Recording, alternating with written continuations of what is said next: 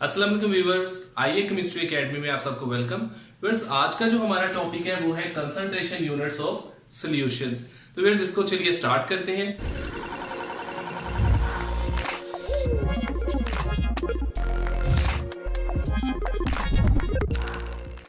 सबसे पहले हम इसको कंसंट्रेशन को किस तरह डिफाइन करेंगे। हम कहते हैं concentration is ratio of solute to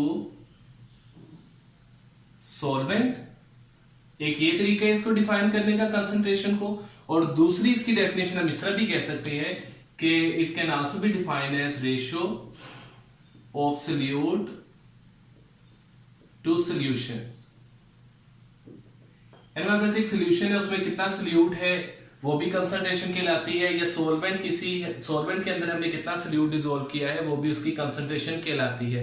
अगर सॉल्यूशंस की कंसंट्रेशन को रिप्रेजेंट करने के लिए हम डिफरेंट यूनिट्स यूज करते हैं, जिनमें से जो कॉमन है वो मैं आपके सामने लिखता हूं उनके नाम। जैसे कि हम इसको इस तरह लिख सकते हैं, कंसंट्रेशन यूनिट्स ऑफ सॉल्यूशंस में हमारे पास हो सकता है परसेंटेज सॉल्यूशन, हम परसेंटेज की टर्म्स में यूज कर सकते हैं कंसंट्रेशन को, या दूसरा अगर हम लिखना चाहें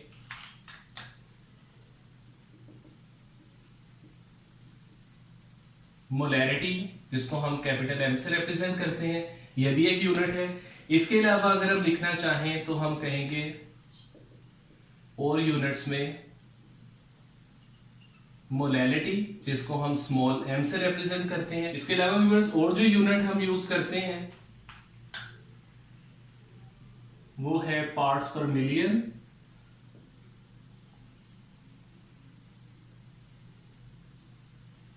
जिसको हम पीपीएम भी कहते हैं। और लास्ट जो कॉमन यूनिट हम यूज करते हैं दैट इज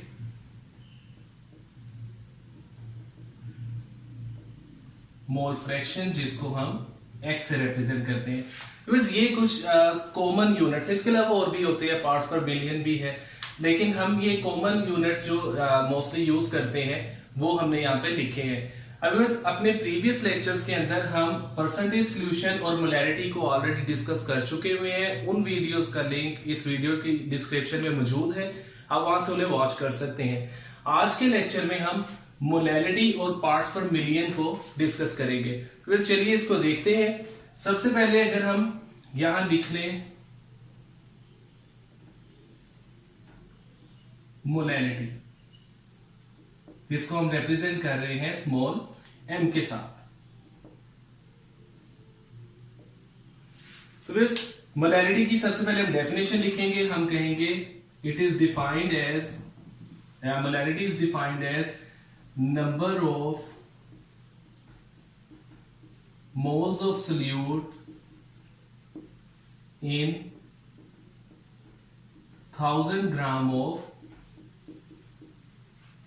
सॉल्वेंट। तो व्यूअर्स, 1000 ग्राम जिसको हम 1 किलोग्राम भी कहते हैं, तो इसको बनाने का बहुत ही आसान तरीका है कि हमने 1 किलोग्राम सॉल्वेंट या 1000 ग्राम सॉल्वेंट लेना है और उसके अंदर हमने number of moles of solute add कर देने हैं, तो वो हमारे पास उस हिसाब से मोलर सोल्यूशन आ जाएगा।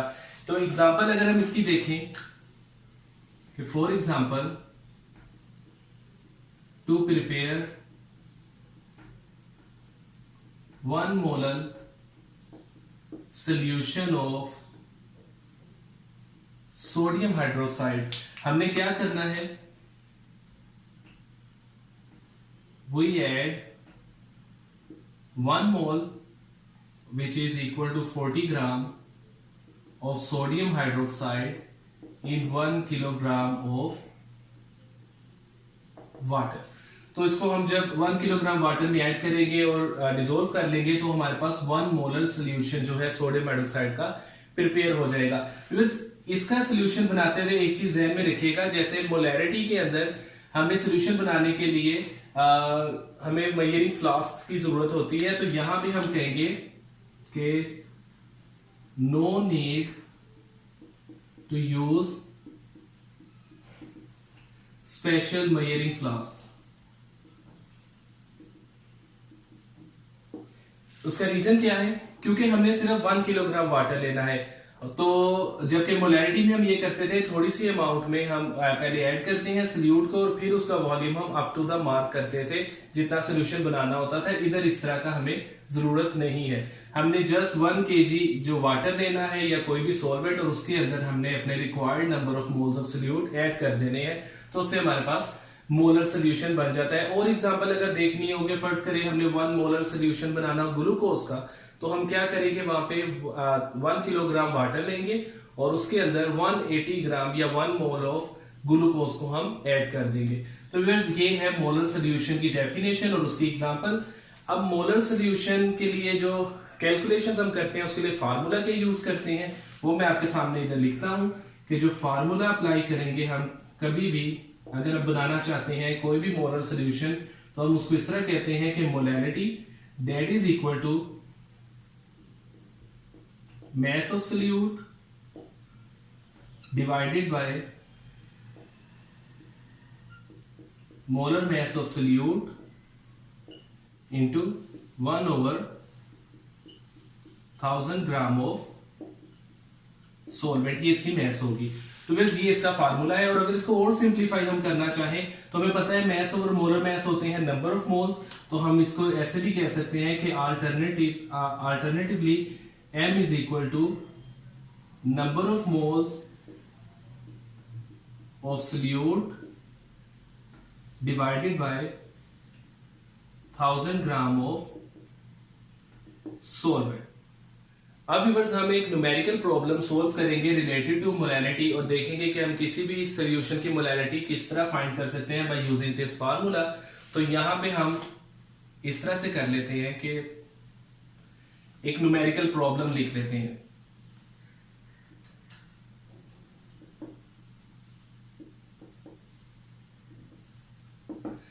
न्यूमेरिकल प्रॉब्लम की स्टेटमेंट हम ये देख लेते हैं, हम कहते हैं कि 5 gram of toluene is dissolved in 250 gram of benzene. तो हमने क्या करना है, फाइंड इट्स एम और मोलैरिटी। तो बस ये एक स्टेटमेंट है हमारे पास। तो सबसे पहले हम इस डेटा को यूटिलाइज कैसे करेंगे, हमें ये पता है कि जो लेसर अमाउंट होती है वो हमेशा सल्यूट होता है और जो ग्रेटर अमाउंट में हमारे पास चीज होती है वो हमेशा सॉल्वेंट होता है। तो हम इधर लिखेंगे सोल्यूशन करते हुए इसका कि हम कहेंगे मैस ऑफ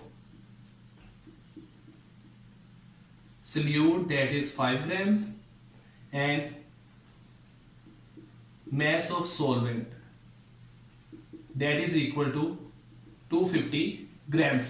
अब इस न्यूमेरिकल में देखें, हमें जो सॉल्वेंट है वो हमें किलोग्राम में हम यूज करते हैं मोस्टली, तो हम इधर इस अपनी कन्वीनियंस के लिए इस ग्राम को पहले किलोग्राम में यूज कर लेते हैं। तो हम कहेंगे mass of solvent in kilograms that is equal to 250 divided by 1000, तो ये हमारे पास आ जाएगा 0.25 किलोग्राम्स। नेक्स्ट स्टेप अब हम क्या करेंगे कि ये फार्मूला हमने अप्लाई करना है, तो इस फार्मूले के अकॉर्डिंग देखें हमारे पास मैस ऑफ सल्यूट भी है, हमारे पास किलोग्राम में सॉल्वेंट का मैस भी आ गया, हमें मोलर मैस ऑफ सल्यूट चाहिए। तो मोलर मैस हम कैलकुलेट करेंगे, हमारा दूसरा स्टेप होगा, हम कहेंगे molar mass of toluene. Friends toluene का मोलर मैस निकालने के लिए हमें इसका केमिकल फार्मूला पता होना चाहिए। तो इसका केमिकल फार्मूला होता है C7H8। तो हम देखते हैं कि इस तरह से इसका फार्मूला बन सकता है कि कार्बन है हमारे पास 7 और हाइड्रोजन है हमारे पास 8। अब इनके मैसेज पुट करते हैं, कार्बन का मैस होता है 12, हाइड्रोजन का मैस 1, सोल्व करेंगे तो ये आएगा 84 प्लस 8 इज इक्वल टू 92 ग्राम पर मोल। तो ये मोलर मैस आ गया। अब इस डेटा हमारे पास कंप्लीट हो गया है, अब हम ये फार्मूला अप्लाई करेंगे। नेक्स्ट स्टेप हमारा ये है, तो हम कहेंगे फार्मूला अप्लाई, और फार्मूला हमारे पास ये है कि molarity is equal to mass of toluene divided by molar mass of toluene into 1 over mass of that is benzene।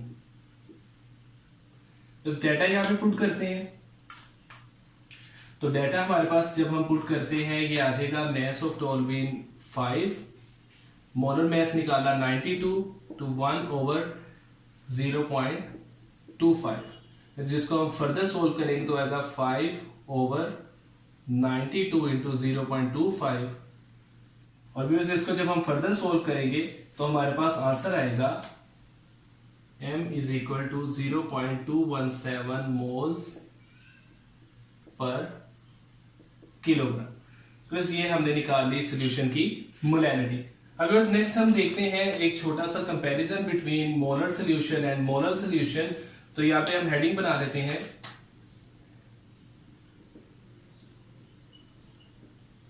Difference between molar and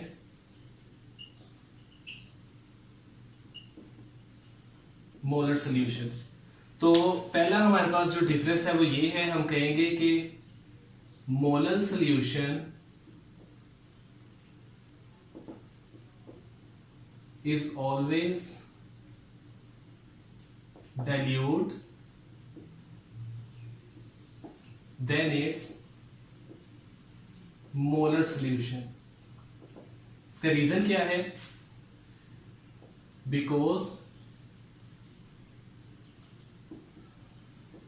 more volume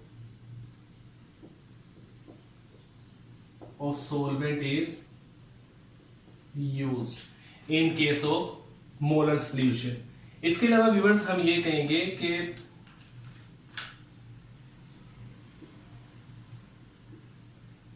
molar solution does not get affected by temperature,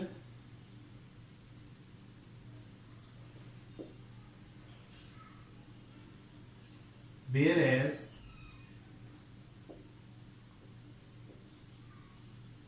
molar solutions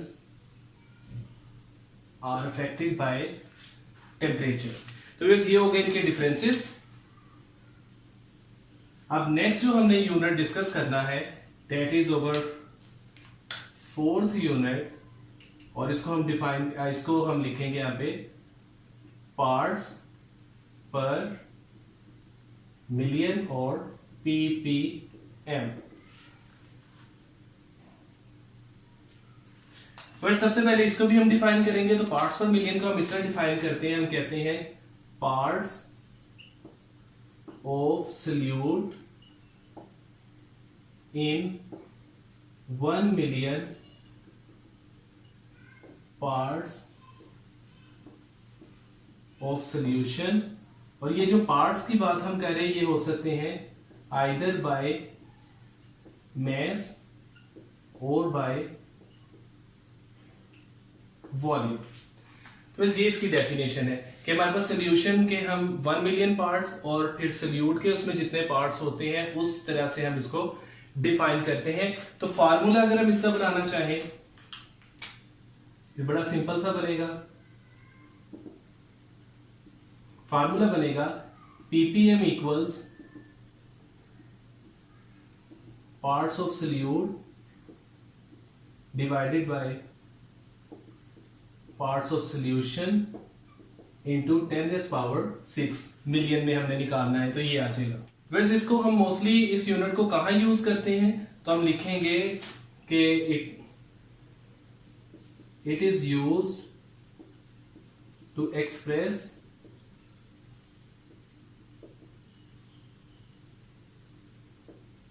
extremely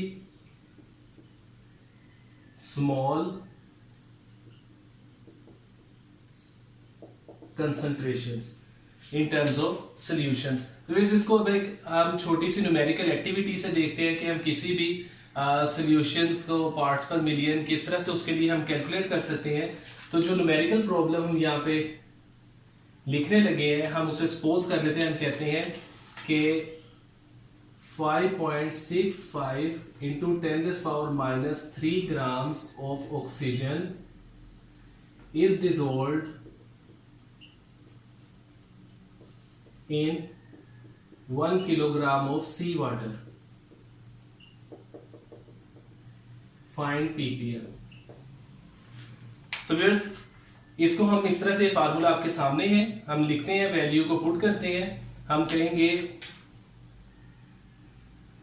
ppm equals, अब यहां पे हमारे पास ये आ गया 5.65 into 10⁻³ divided by 1000। ये हम 1 kg भी कर सकते हैं, 1000 ग्राम इंटू 10⁻⁶।